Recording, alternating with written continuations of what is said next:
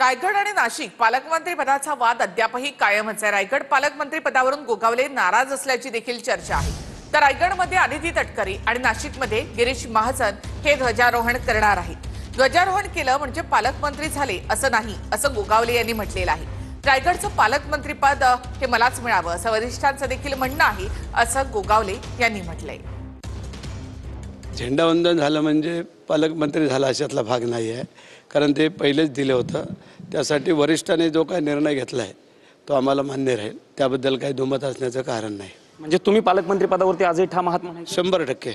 पण तिढा का सुटत नाही पालकमंत्री पदाचा? कारण जानेवारी महिन्यापासून हा विषय सुरू झालेला। होय, बघूया आता झेंडावंदन झाल्यानंतर कदाचित वरिष्ठ निर्णय करतील असं आम्हाला वाटतंय।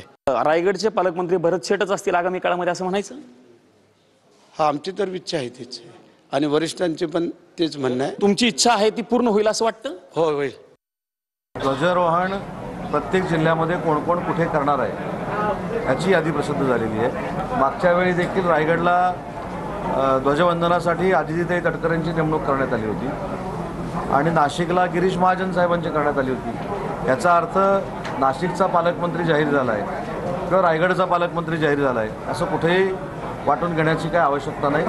आणि आजही मी रायगडच्या विषयावर ठाम आहे की पालकमंत्री करत असताना आमच्या भरत शेठ गोगावलेंचा विचार झाला पाहिजे आणि नाशिकचा विचार करत असताना दादासाहेब भुसेंचा झाला पाहिजे, परंतु याचे सगळे निर्णय माननीय एकनाथ शिंदे साहेब घेतात।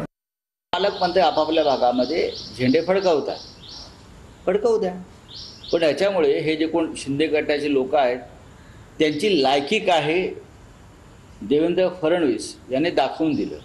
दिल्लीमध्ये आणि महाराष्ट्रामध्ये मधल्या काळात एकनाथ शिंदे जे डेप्युटी CM आहेत बरं का, जे दिल्लीत आले होते आणि त्यांनी अमित शहाशी चर्चा केली, त्यात पालकमंत्री पदाचा विषयसुद्धा त्यांनी काढला की देवेंद्र फडणवीस हे आमच्या दोन्ही लोकांना पालकमंत्रीपदी नेमू देत नाहीत, नेमत नाहीत कुठे नाशिक आणि।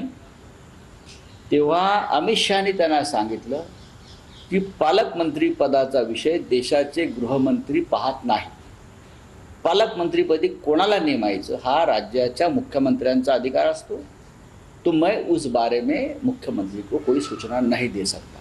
आणि देशाचं गृहमंत्रालय पालकमंत्रीपदी कोणी बसावं हे सांगण्यासाठी नाही, हे अमित शहानी डेप्युटी CM मिंदेच्या तोंडावर सांगितलं। हे खरं आहे की नाही जाऊन तुम्ही विचारा।